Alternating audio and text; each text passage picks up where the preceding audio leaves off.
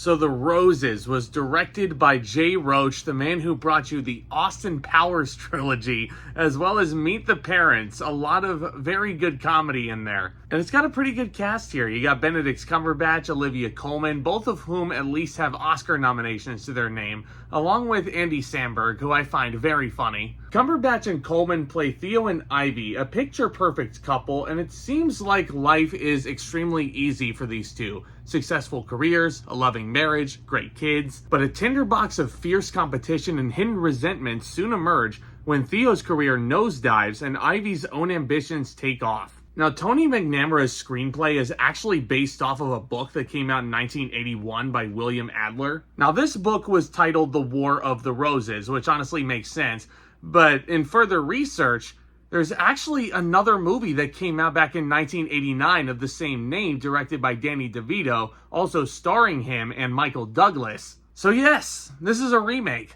And you know, sadly, with that knowledge in mind and thinking more about it and sitting on this movie after a couple of days, it kind of lessens the impact of what this movie is. Because on first viewing, I never read War of the Roses, clearly. I had never seen the original movie from 1989.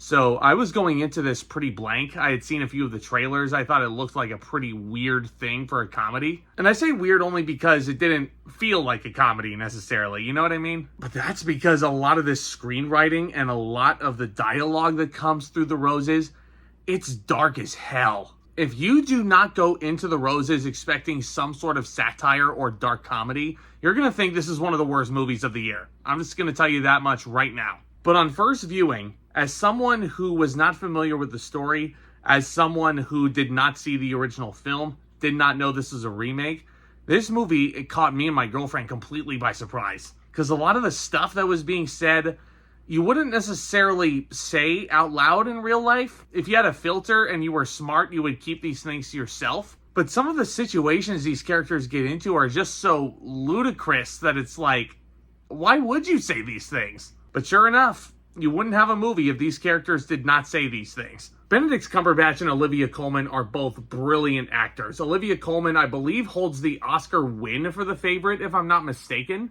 And I think her going from zero to hero figuratively in this film was very, very nice to see. And she has a very good performance in this. As does Benedict Cumberbatch, who goes down a gigantic rabbit hole of misery. And he's trying to take everybody down with him. And I will admit, it was funny seeing Doctor Strange in a non-Marvel movie saying things are getting a little out of hand.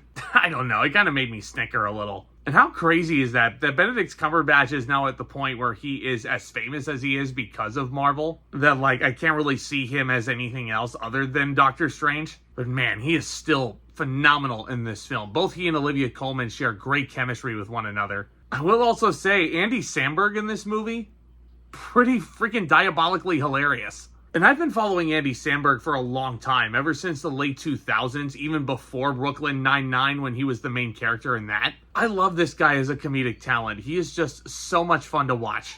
Oh, you want to get up here? What are you doing? Yeah, in case you guys weren't aware, I got a cat. Me and my girlfriend got a cat. This is Remy. Say hi, Remy. This is what you get for crawling on my lap. All right.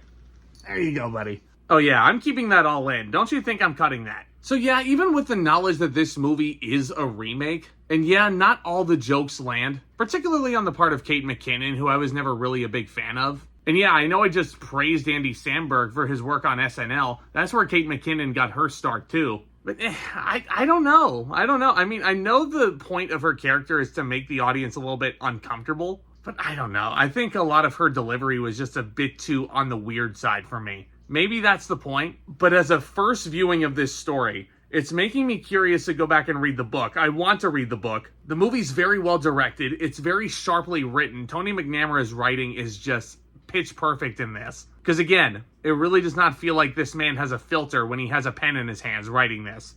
And a lot of the scenery that they get in this movie, a lot of the locations, really, really nice. I think having Mendocino, California as the backdrop for a story that almost turns sinister by the end, and farcically sinister at that, really, really beautiful contrast, I think. But yeah, I mean, this movie definitely has me curious to read the book, and it definitely has me curious to see what Danny DeVito did back in '89. Because that's a movie I've never seen before. I'm going to add it to my queue now because of this. because this story gets so insane and just so outside the box bonkers by the end. And when the final button of the movie does hit, I was like, wow. I mean, perfect ending to this story. And I don't know how the first one ends, and I don't know how similar this is to the original. I'd love to see it side by side, though. Because outside of the knowledge that this is a remake, and it's probably going to be borrowing a lot of stuff from the original, and a lot of the jokes not necessarily landing, this is still a pretty fun movie to watch. I think it's a really good date night movie. It's a different kind of date night movie that if you and your lady friend have nothing to do for an evening, go out to the theater and see this. I think it's definitely worth your time. I'm going to give The Roses a B+.